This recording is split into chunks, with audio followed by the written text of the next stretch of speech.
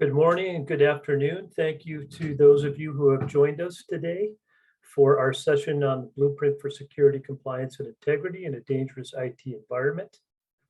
My name is Tom Leahy. I am the head of Sales and Business Development with SureShield. I have also on with me our CTO, Chandi Bilagu, who will be available to help answer any questions that you all may have as we continue on through the session. And greatly appreciate those joining today in lieu of an upcoming holiday weekend. We wish you a good one coming. And let's talk a little bit about the agenda for today. We're going to speak a little bit around the ever-changing cyber landscape, some statistics and stats that we've seen in 2022 that we can assure and assume will continue on into 2023. What are kind of some of the critical pillars for security, compliance, and integrity to help protect your organization or help protect customers you may be serving? Some of the costs of poor performance and not having good protections in place. I know a lot of us have seen that. And then we're going to speak a little bit about how SureShield can help in that process. Our playbook for security, compliance, and integrity will provide a brief overview of our product and our products, our product platform. And then we will go ahead and take Q&A. There will also be a couple of polls along the way, and there will be an offer for those of you who have joined the session should you have an interest in testing out any of our solutions. You'll have an opportunity to raise your hand and get yourself set up to do so. So again, thank you everyone for attending today. So speaking about today's cyber landscape, there's not a day that doesn't go by these days where we're not hearing about imminent attacks.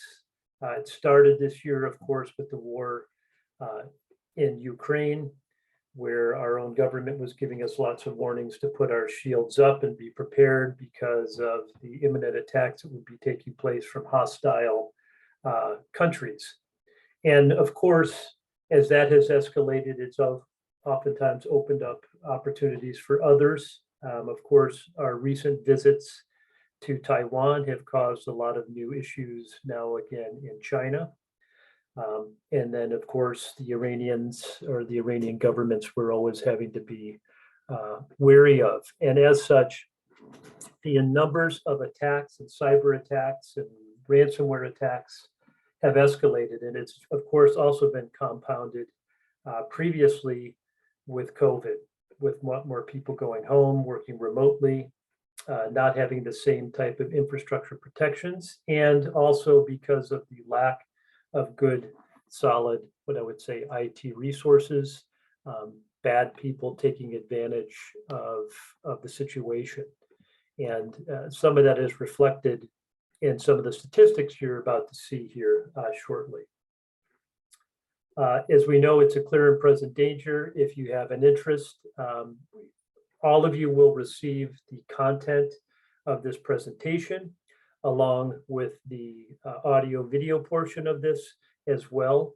Our CEO, Sanjay Kumar, recently wrote an article on cybercrime, a clear and present danger, and talks a lot about these continued threats and what organizations can do about that to help protect themselves. But just some stats and statistics on things that we've been observing over the past year. That 95% of the cybersecurity breaches are oftentimes made because of human error, meaning somebody accidentally clicked on something they shouldn't have, or an organization didn't put in solid, what I would call, think of it as alarm systems or vulnerability management systems that can help protect and prevent folks from breaking through and getting in. But a large portion of those breaches are because of a lack of good, what I would call cyber posture, whether it's knowledge from a training perspective or putting good systems in place to help protect an organization. Again, I attribute it to things like alarms and locks, that if you have a valuable home and you don't lock it up and make sure that the windows are protected and the likes. Those types of oversights can oftentimes lead to very bad outcomes. And we do have a significant lack of good resources and professionals to help in this process. They said 61% of cybersecurity professionals think their team is understaffed. They don't have enough people, they don't have enough knowledgeable people, and they don't have enough good tools to help prevent some of these things from happening. A lot of times breaches are caused by trusted partners. We see this in initiatives that are going on right now with the federal government, particularly the Department of Defense. If any of you are servicing those types of contracts, you're familiar with the NIST and now what they're calling the CMMC accreditation body that is coming, where organizations in the defense industrial base that are servicing the Department of Defense are all going to have to go through a third-party compliance-related audit. And the reason behind that is that a lot of the breaches, a lot of the stealing of important national information came through suppliers or providers that were providing to that industrial base. And of course, they weren't intentional. They were just because of either lack of understanding or lack of putting good processes in place. And the infiltration was taken through partners that were servicing these different organizations. And the same can hold true to the commercial side of business, to the healthcare side of business. You see a lot of HIPAA data breaches that are due to third parties that might be servicing what they call a covered entity. And of course, with the pandemic, as we said before, there has been an over 300% increase in the number of cyber crimes taking place. Because of, again, people take advantage of bad situations. We see it when you have bad, catastrophic events, things like fires and hurricanes. There's always a underbelly of elements that will take advantage and try to go in and actually steal or loot or take advantage of that. And it's a very similar thing with the cyber issues, that when we have different things that can draw our attentions away, there will be those that will come in. And we compound that with hostilities and really cyber wars that are going on with our country, with other nationalities like Russia, like China, like Iran. And like most wars these days, in the past, our most recent experiences with wars is if you take it to the masses or you take it to the civilians, you can create a lot more problems and a lot more issues. And therefore, those of us that are servicing from on the commercial side of items, even though the attacks at times are taking place and going after government secrets, it's not very uncommon that they begin to now come in and try to create chaos for our commercial or civilian population. And we've seen that with issues with telecommunication, with electronics, with gas, and oil. Remember the issue we had about a year ago with the pipeline shutdown. So they will continue to increase. And the things that get even scarier now is that even things like ransomware, which is a very profitable way to go about making money or creating problems, there are now new things that are not even going to that length. Meaning, rather than ransoming it, they're just killing it or really slaying things, and that is an even more scary situation. And a lot of it has to do, as we said before, with lack of good professionals, lack of resources, and lack of sometimes good understanding. And of course, as organizations servicing, whether it's in the commercial, the government, the healthcare side of things, we have kind of a three-pronged issue that we need to do in terms of protecting. There's always a compliance component of it. Compliance comes because of issues with security, basically, that understanding reasons for enacting different types of compliance requirements, whether that be HIPAA, whether that be NIST, whether that be ISO, PCI. They're all meant to help protect the stealing and infiltration of information, a security issue. So as organizations or people that are servicing in this area, we have compliance requirements. Part of those requirements, compliance requirements, are making sure that we have sound security processes in place, ways to protect our assets, ways to identify whether the assets we have in-house have any potential vulnerabilities, and ways in which we can leverage that in order to remediate those vulnerabilities. And lastly, we have what I would call a vendor and human element to this, that within our organizations, and depending on what types of industries we serve, we have a compliance and an integrity requirement to make sure that those who are working with us or on our behalf are allowed to do so and aren't prevented from doing so. So on the healthcare side of things, folks may be familiar with sanctions and exclusions, meaning depending upon the kind of government or the type of entities you're serving, you need to make sure that those in your ecosystem are not sanctioned or excluded from working within those environments. And it has now extended, again, most recently into the vendor community as it relates to various types of telecommunication and electronic information systems.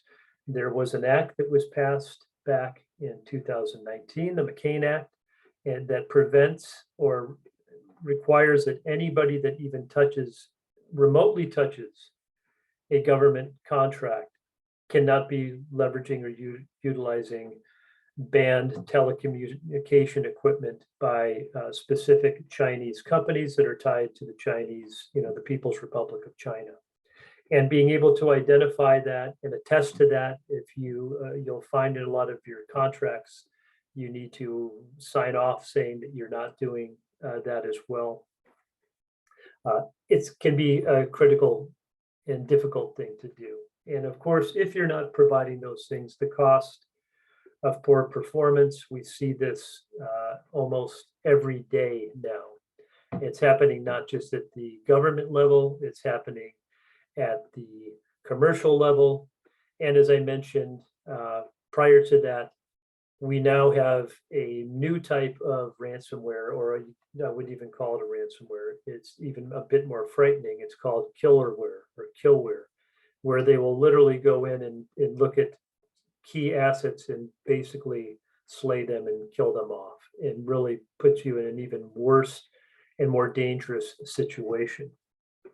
So given the increase in the amount of continued attacks and the issues and challenges of lack of good talent,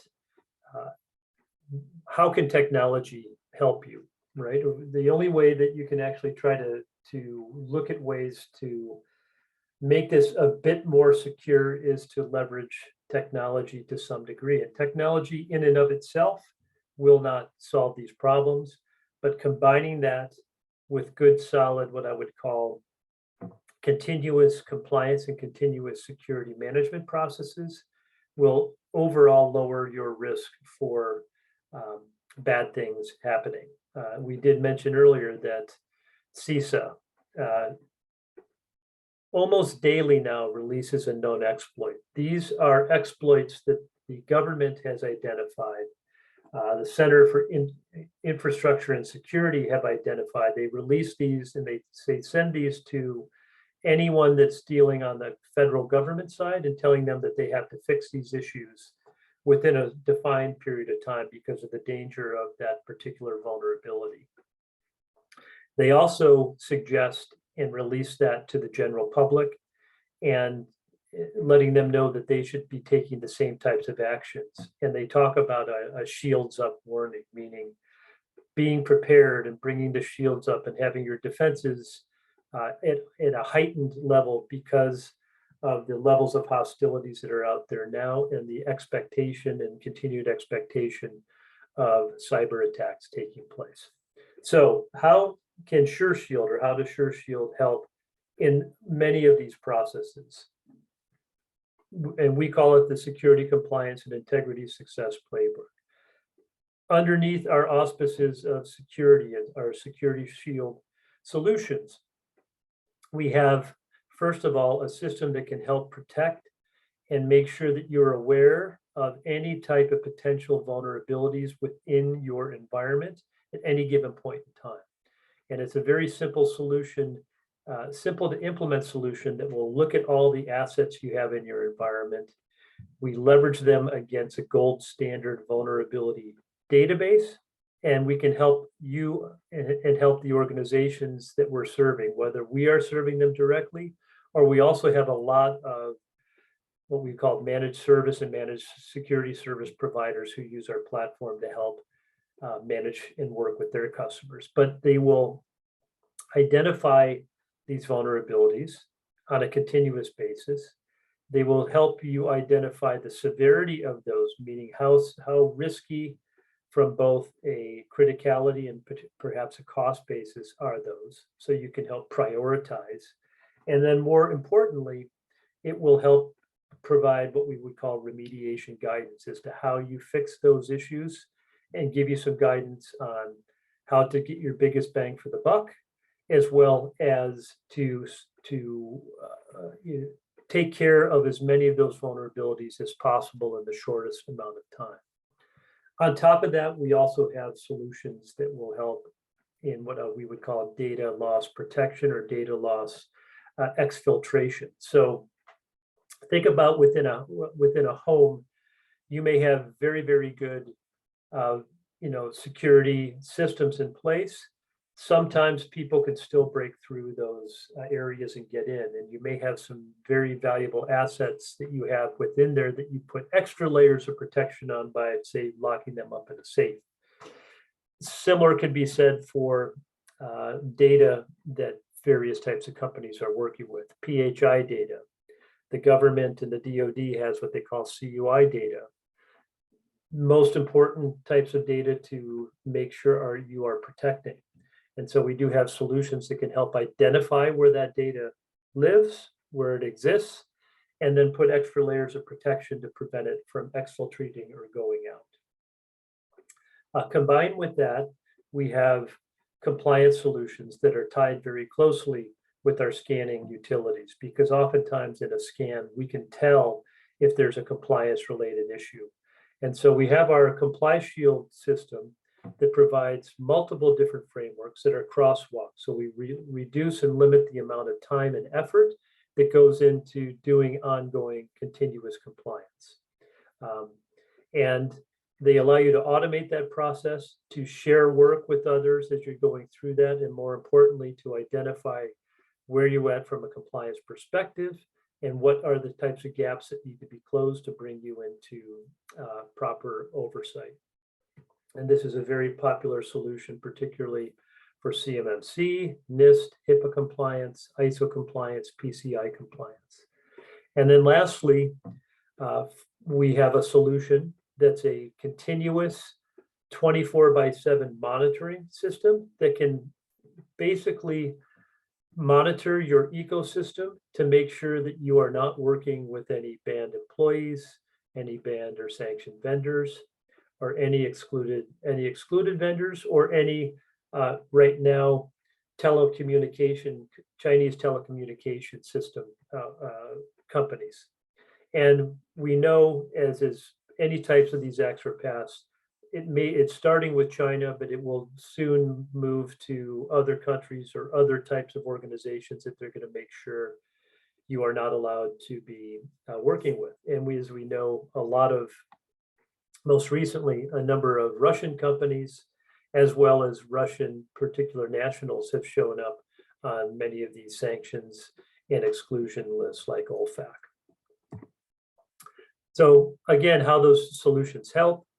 They can provide on the security side with giving you kind of a rock solid security posture. We help with dealing with the staff shortages that may be out there, because our systems can help fewer people do more work, particularly when it relates to security oversight, compliance oversight, and integrity oversight. It helps make sure that you win new contracts, particularly if you're working on the government side. Having those protections in place and meeting the compliance requirements are going to help you make sure that you retain and gain new contracts. So with that, I'm going to go into just briefly a couple of these solutions. I'm not going to focus as much on what I would say the internal components or kind of the work process. I will spend a little time on that, but more in showing you the what I would say the outcomes or outputs you get from those processes. So Chandi, if you can just chime in and make sure that you guys are seeing my screen. Yep. Okay, great. So this is our security shield or the SureShield platform. And for those who work with us, many are using multiple products, many are using single products. So when it's presented to either a MSP who's managing multiple clients, they can use this to turn on various services for their different clients, or whether they're being used directly. It really takes what I would call a dashboard view for you. So in this particular instance, this customer demo site has activated what we would call compliance controls, the different types of compliant audits and assessments that they're running. They're also utilizing our security and vulnerability management solution, where it is going out and identifying the assets that are in the organization, the services that may have vulnerabilities associated with them, and allowing you to see and stratify at different levels of urgency what needs to be looked at, what those issues are, and most importantly, how to remediate those issues. All right. I'm going to start just briefly on the compliance side as well. And this, again, packaged with our compliance solutions and assessments are policies. And oftentimes, depending upon the size of your organization, you may have outdated policies, you may not have proper policies in place. Our solutions give you a bit of a head start by providing you templated policies that you can then modify or adjust for your organization from a compliance perspective. And the nice thing with this is it ties in to any of the controls that may be related to that policy. And I'm going to show that to you briefly. So if I were to go into these controls, for this particular customer demo site, you can see if you were to look at the filters over here on the left, they are using our compliance solution to do their NIST 800-171, which is a DoD related current compliance requirement, the future CMMC2, and in this case, this particular customer also has ISO requirements as well. Now that filter could be very different if you also had HIPAA, if you had PCI. What gets activated, as we said, will get turned on, and then it allows you to filter that information however you see fit. It provides workflow. So let's say I wanted to take some of these controls and assign them out to other people to do. I can do so by assigning them to an internal owner or requesting responses from external folks as well. I can filter, on what it is that I may want to look at. And I'm not going to spend a lot of time going into all of these, but to just show you how organizations go about distributing that work and answering particular questions. So in this case, I opened up what we might call a NIST control. And you can see on those hyperlinks, it takes me into that control. It helps me to address and answer the question as need be.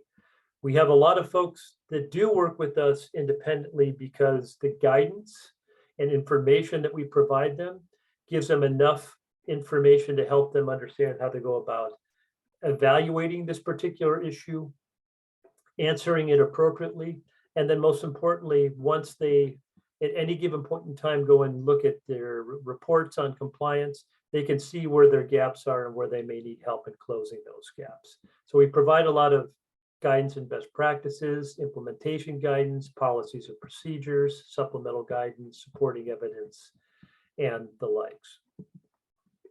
Now, once they have gone ahead and begun that process, at any given point in time, our solutions, unlike some others, allow you immediately to get output, meaning I can go in and see how, get reports, meaningful reports that can tell me how I'm doing, where I may have issues. And in this case, if I were to go into this compliance report, you can see I have standard reports like reports on compliance. If I were to pick this up, it will ask me what are the particular frameworks I want, because if you remember, this particular customer was doing it for NIST and for CMMC and for ISO.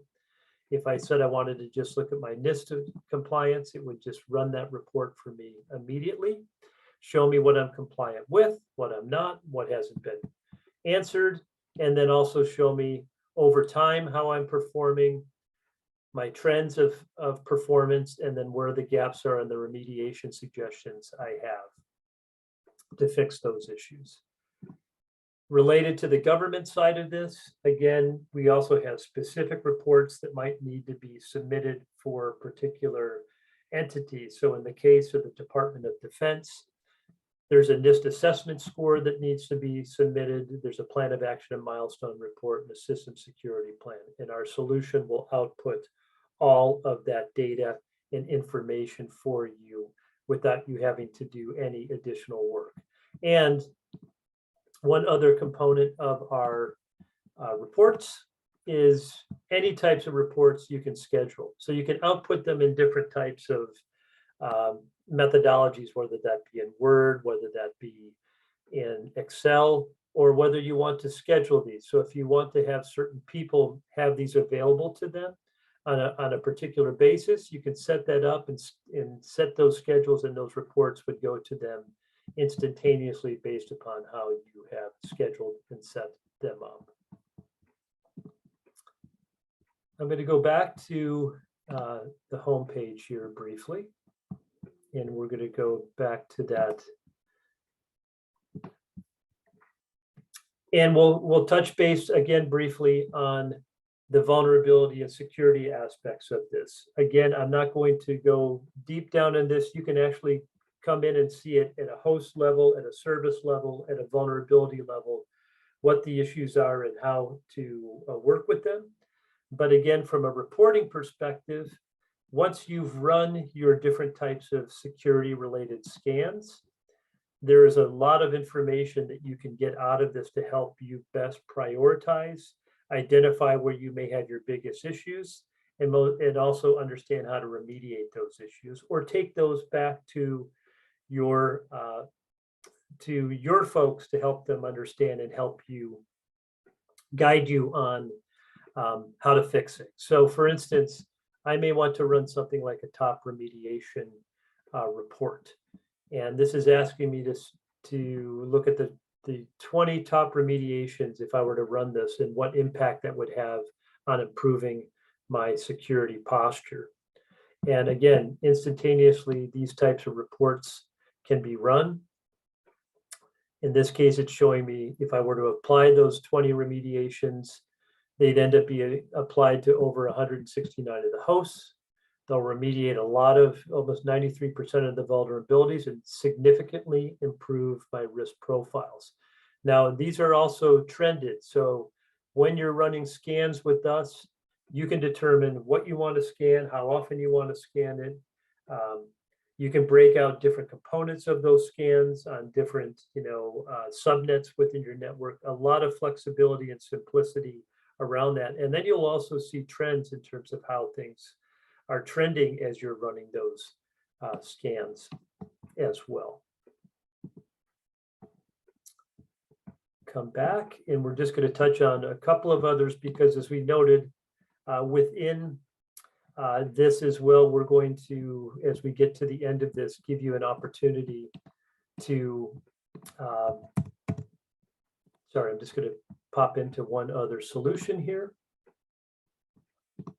This is our 889B monitoring component.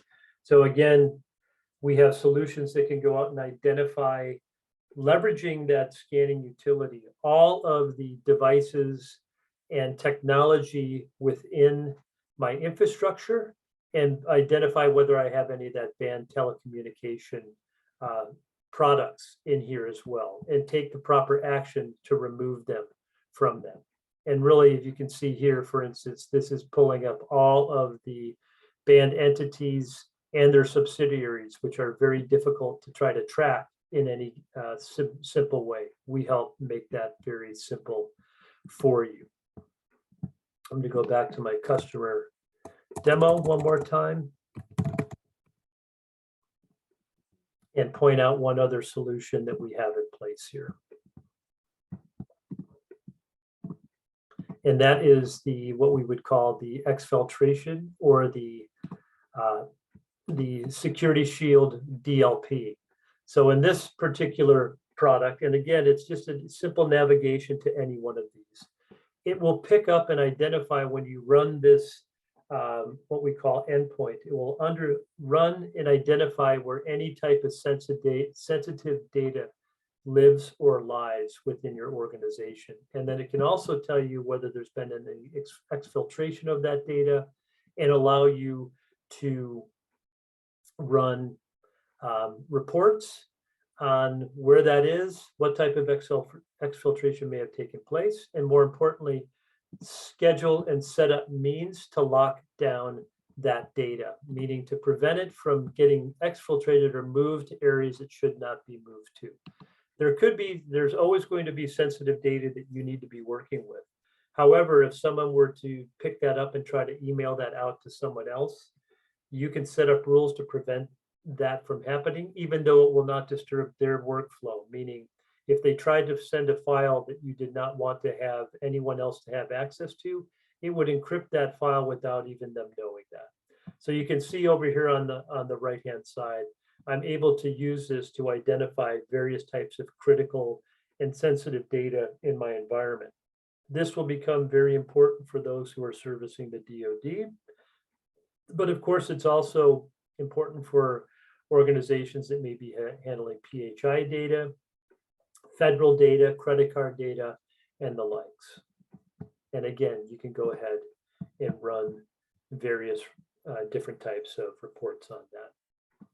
So this is how we help organizations directly, and or organizations that are servicing multiple organizations that need these types of solutions, to use technology as a means to make that a much more simple and efficient process.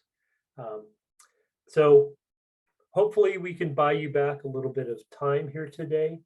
We are going to go ahead, in summary, as we know, these attacks are continuing to proliferate. We are going to see those attacks continue.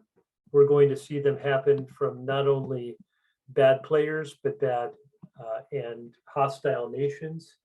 And really, we're going to see a lot more compliance requirements. And so having tools that allow you to go ahead and make that process that much more simple, that much more effective, allow you to do more with less, will hopefully help make you and provide a much better cyber hygiene for you.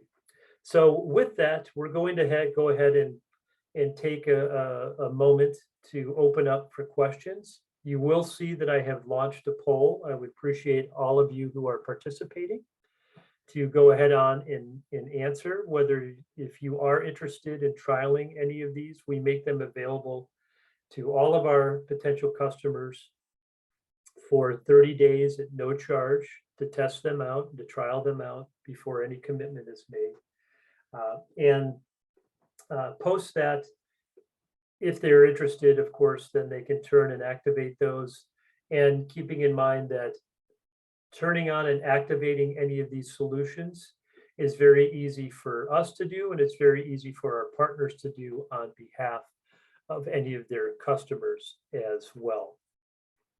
So I'm going to continue to leave this open. I see more folks coming in and indicating some, actually everybody is either indicating they would like or perhaps later to work with these.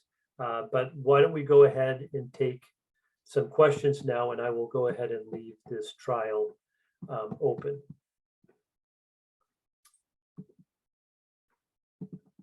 And let me get to the Q&A. All right, so I see, actually, I see a question coming in terms of costs.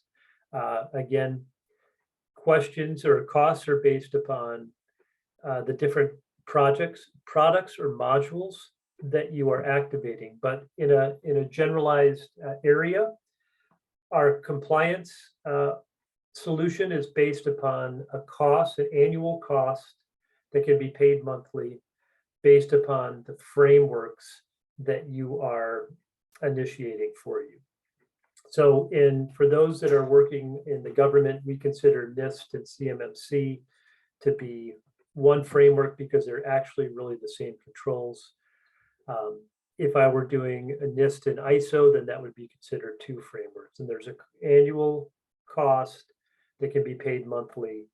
It's unlimited, meaning you can have as many users within the system, but it's paid for in that way.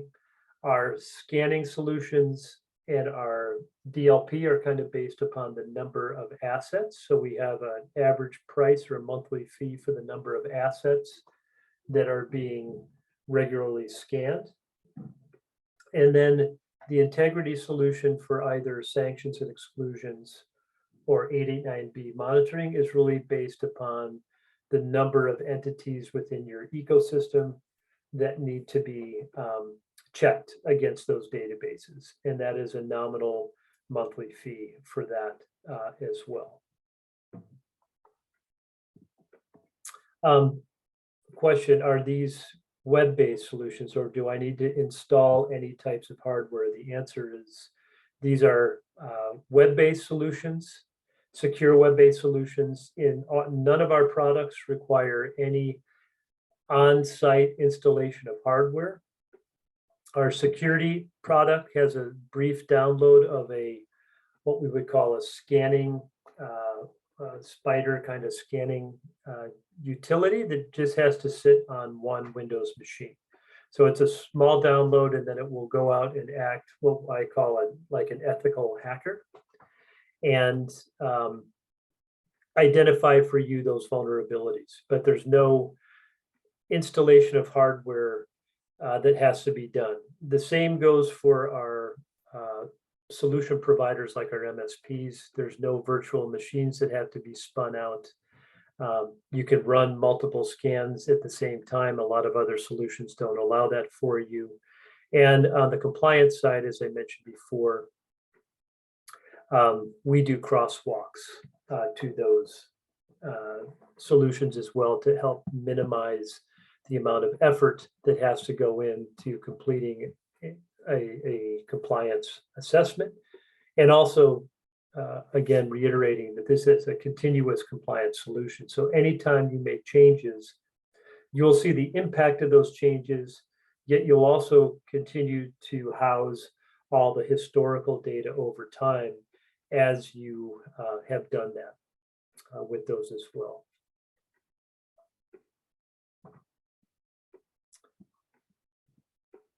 And I'm not seeing any other questions. Again, for those of you who are still remaining, if you can go ahead and just answer the poll. Even if you're not interested, please go ahead and answer no. We will be going ahead and following up with those of you who have indicated yes. You'll post this webinar. Everyone who is registered and everyone who's attended will be receiving this content. You'll also be receiving the recording.